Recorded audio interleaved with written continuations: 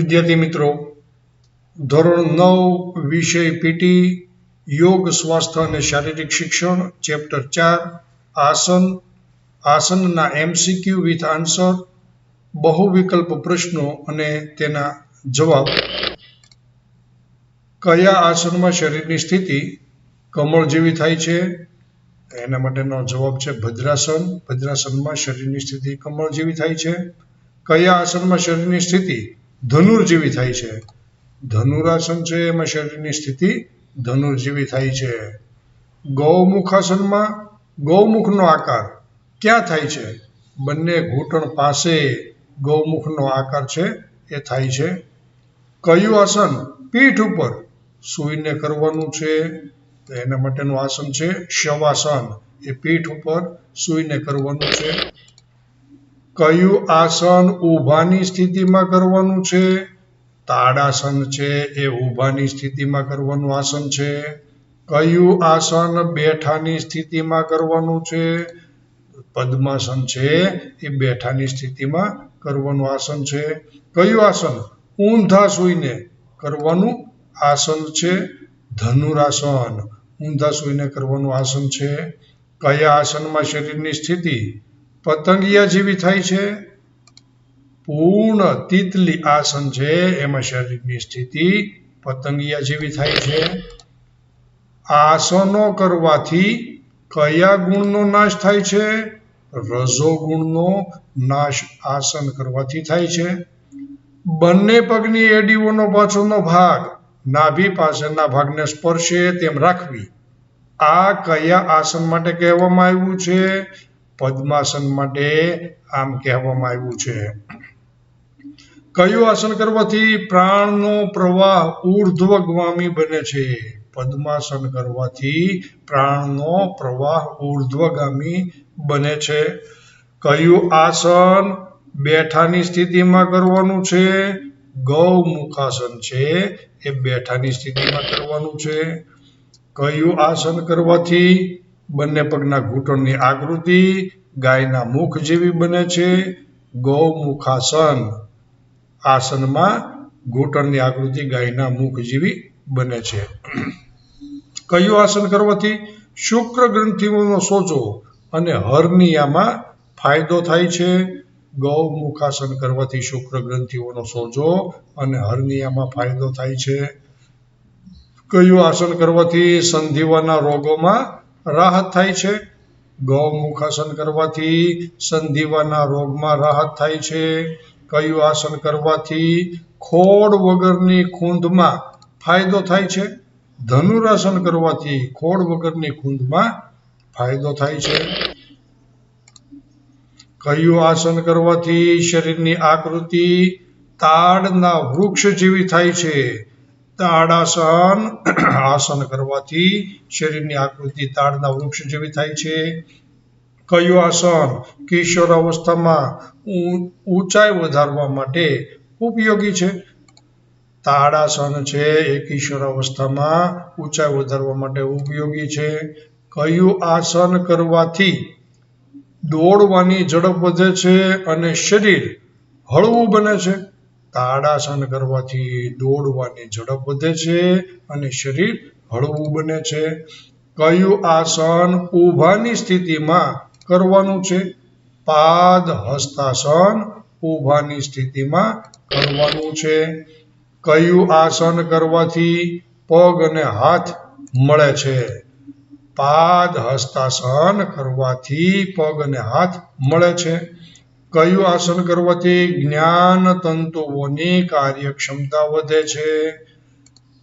પાદ હસ્તાસન કરવાથી જ્ઞાન તંતુઓની કાર્યક્ષમતા વધે છે.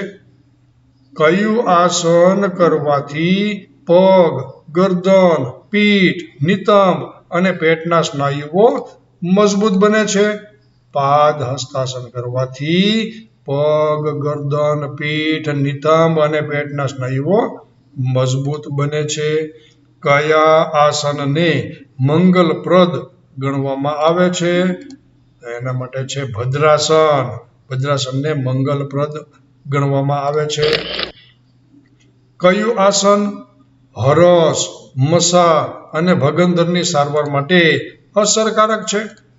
ભદ્રાસન છે એ હરસ, મસા અને ભગંદરની સારવાર માટે અસરકારક છે. કયું આસન કરવાથી સાથળની અંદરની ચરબી ઘટે છે?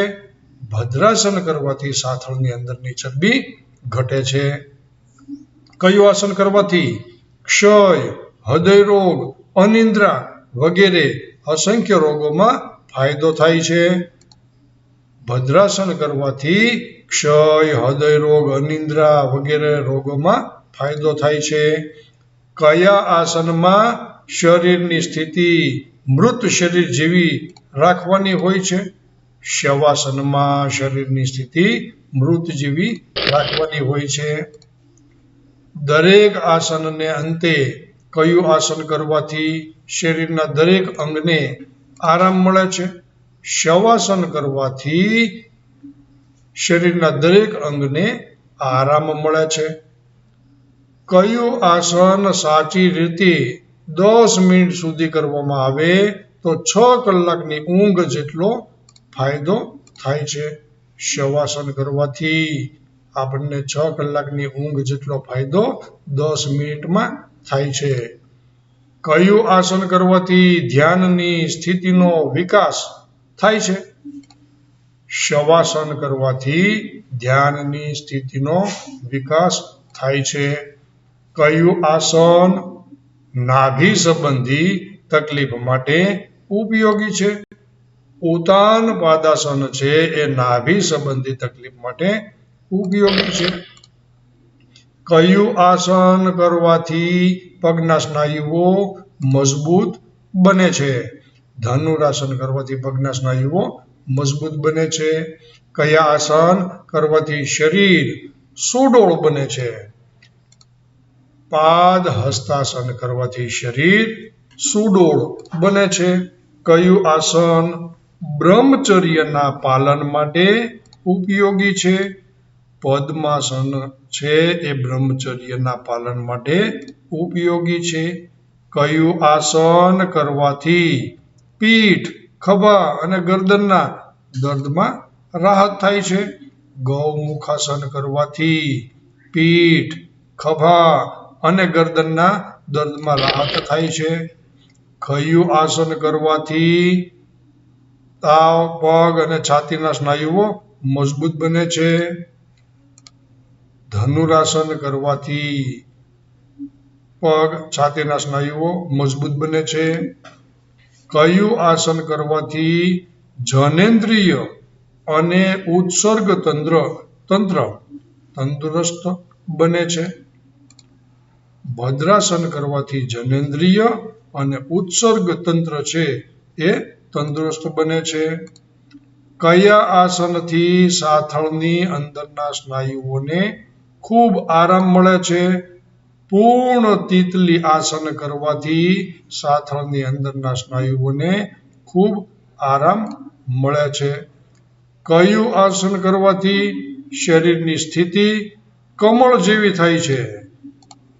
પદ્માસન કરવાથી શરીરની સ્થિતિ છે એ કમળ જેવી થાય છે.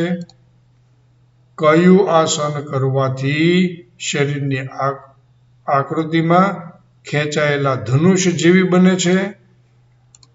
તો ધનુરાસન કરવાથી શરીરની આકૃતિ ધનુષ જેવી બને છે. નીચેના પૈકી કયું આસન ઊભા રહીને કરવાનું હોતું નથી? તો શવાસન છે એ ઊભા રહીને કરવાનું હોતું નથી, સૂઈને કરવાનું આસન છે. શવાસનને બીજા કયા નામે ઓળખવામાં આવે છે?